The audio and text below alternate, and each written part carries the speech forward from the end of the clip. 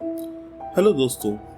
आप सभी ने अपने रिश्तेदारों या दोस्तों से भूतों के किस्से तो जरूर सुने होंगे।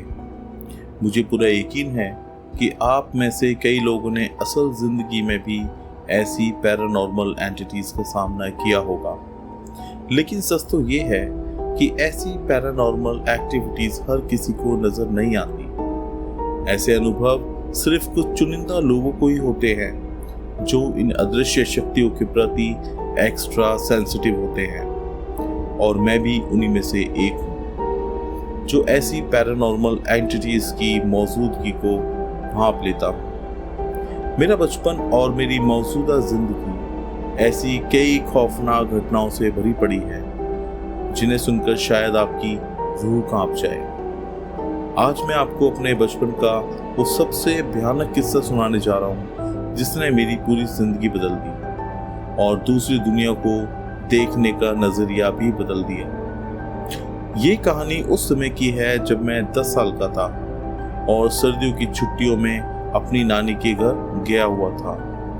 ये गांव हरियाणा के पलवल डिस्ट्रिक्ट में पड़ता है जो कि दिल्ली से करीब 60 किलोमीटर दूर है।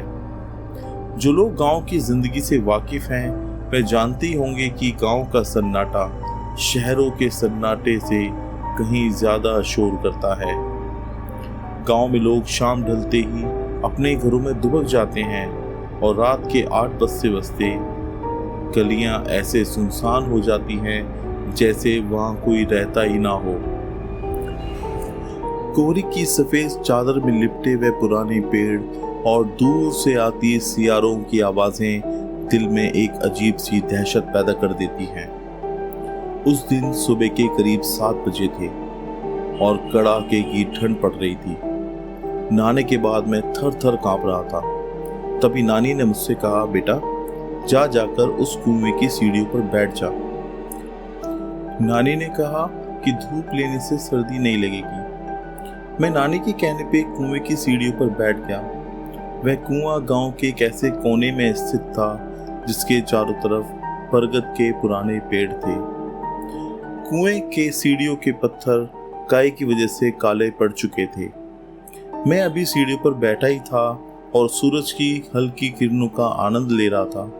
तभी अचानक हवा का रुख बदल गया। चिड़ियों का चहचहाना बंद हो गया और एक सन्नाटा सा पसर गया।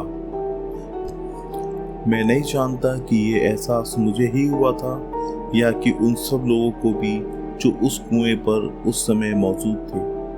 अचानक मुझे ऐसा लगा जैसे कोई ठंडी हवा का झोंका मेरी छाती से टकराया हो, और उसके बाद मुझे नहीं पता चला कि मेरे साथ क्या हुआ और मेरा शरीर एकदम पत्थर की तरह सख्त हो गया।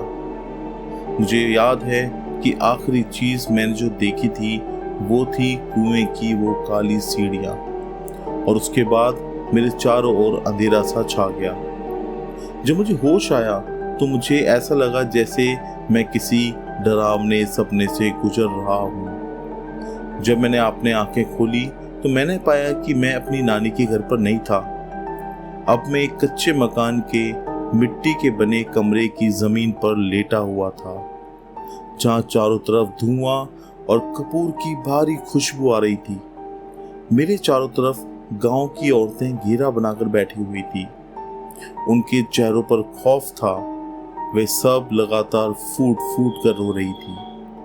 मेरे ठीक ऊपर एक आदमी बैठा था जो कि एक तांत्रिक था।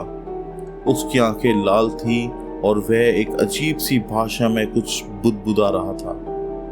उसके एक हाथ में तेज धार वाला चाकू और दूसरे हाथ में लाल कपड़े में लिपटे हुए नींबू और सूखी मिर्चें थी।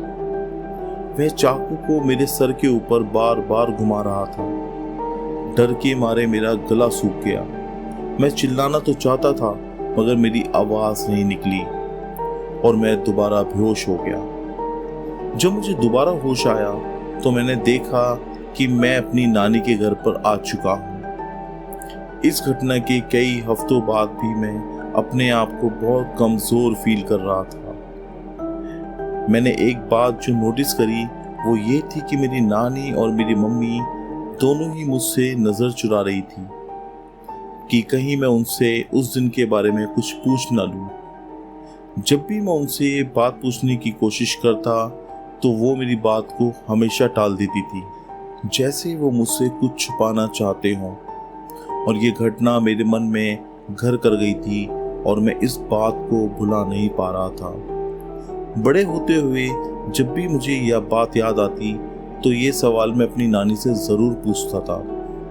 यह सवाल मेरे पीछा ही नहीं छोड़ रहा था। आखिरकार जब मैं 22 साल का हुआ तो मेरी नानी को सच बताने के लिए मैंने मजबूर किया और नानी ने उस दिन के बारे में मुझे बताने को तैयार हो गई। उन्होंने जो मुझे बताया उससे मेरे रोंगटे खड़े हो गए। नानी ने बताया कि उस दिन जब तू कुएं पे बैठा हुआ था तो अचानक तेरा शरीर पूरी तरह से अकड़ गया था। तू एकटक आसमान की ओर देखे जा रहा था। तेरी आंखें पलकें झपकना बंद हो गई थी। तेरी आंखों की पुतलियां पूरी तरह से गायब होकर सफेद हो गई थी। तू किसी अजीब सी आवाज में बड़बड़ा रहा था। तूने अपने नाखूनों से अपने आप को ही घायल कर लिया था। गांव की जो औरतें उस कुएं पर पानी भर रही थी उनको समझने में बिल्कुल भी देरी नहीं लगी कि तुझ पर कोई आत्मा का साया पड़ गया है। तांत्रिक ने बताया कि कुछ सालों पहले एक औरत की इस कुएं में गिरकर मौत हो गई थी। वह रूह एक सदी से यहाँ भटक रही है और उस सुबह उसे मेरा शरीर इतना आकर्षक लगा कि उसने मुझे अपना घर बनाने का फैसला कर लिया। सुबह 7 बजे से दोपहर 1 बजे तक वह तांत्रिक उस रूह से लड़ता रहा। वह रूह मेरा शरीर छोड़ने को तैयार नहीं थी और आखिरकार दोपहर होते होते उस रूह ने मेरे शरीर को छोड़ ही दिया। आज भी जब किसी सुनसान रास्ते या किसी कुएं के पास से मैं गुजरता हूँ तो मुझे वह बचपन का किस्सा याद आ जाता है और शरीर में एक सिरन सी दौड़ जाती है। मुझे कभी कभी ऐसा एहसास होता है कि आज भी कोई ना कोई रूह उस कुएं पर किसी ना किसी का तो इंतजार कर रही होगी। दोस्तों, मैं आशा करता हूं कि आपको ये वीडियो ज़रूर पसंद आई होगी।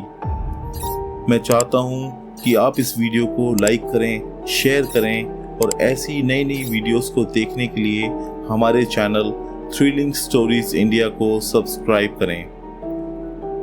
Thank you.